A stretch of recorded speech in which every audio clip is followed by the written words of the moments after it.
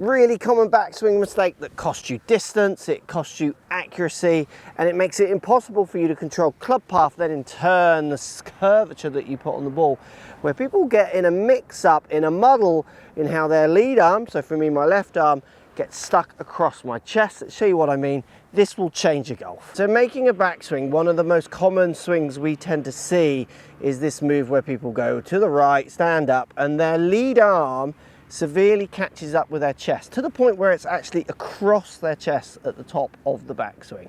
You're going to see stronger players get their arm, lead arm, top of the backswing where there's actually some width, some space away from their chest. Now, why is this a good thing and why is putting the arm across your chest a bad thing? Well, if you think about a downswing, when I start my downswing, my upper body is going to outrun my arms. If anything, the arms are going to be left up there for a split second as my body starts down.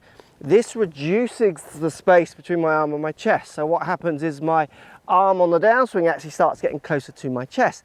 Now, if I, on the backswing, put that lead arm across my chest, like many of you do, there's nowhere to go. I have to create space. The easiest way to create space from here is for me to try and get my chest out the way of my arm and push my arm out. And we're all recognizing these kind of standing the shaft up actions, club path going left. Also as well, easy way of creating some space is to lean back and rotate to get this room to then try and hit. You're getting the order the wrong way round compared to what the stronger players are doing. Let's get some width at the top. It's going to transform your driving, your iron play, your overall golf. So first idea, I'm going to use my zipper on my jumper here. You could use your shirt buttons down your shirt, whatever's in the middle of your chest basically.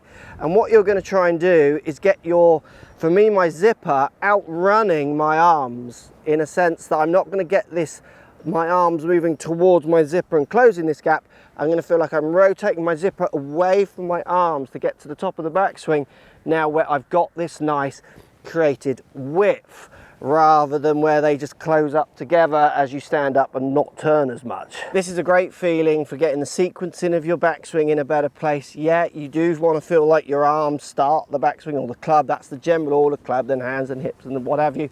But this is a feeling-based idea that absolutely gets people into a way better backswing position that allows them then to use their arms across their chest on the downswing, the control, path, angle of the clubs coming down, so they're not just standing that up and crashing it into the ground. Next idea, and it's very much the same, but you can latch onto a different part of your body. This time I'm going to think of my trail shoulder, and I'm actually going to try and feel like I get my trail shoulder to move away from my hands, almost creating more space with it, again, to get that width.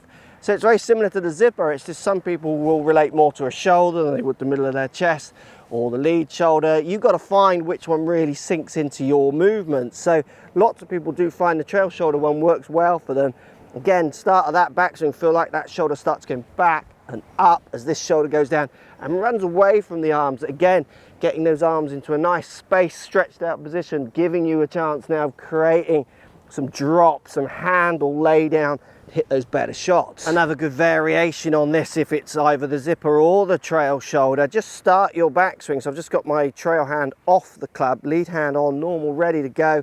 And I'm just going to try and run the trail hand and the trail shoulder up away before the club goes. Feel like I'm starting to stretch out to then let that club catch up. Feel the different position that you get into at the top.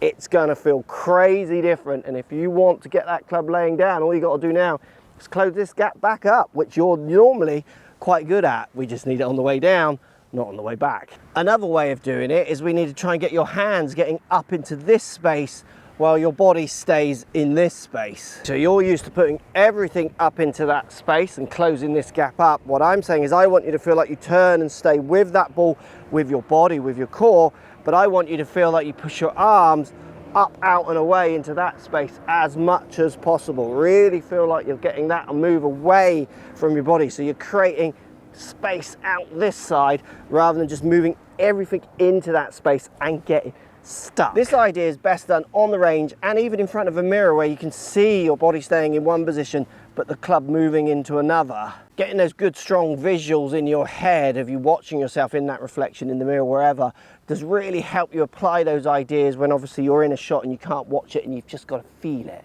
Getting your backswing into a better order will help you get your downswing into a better order. It's going to help you get your swing into a better order, helping you hit straighter shots, stronger shots, definitely stronger.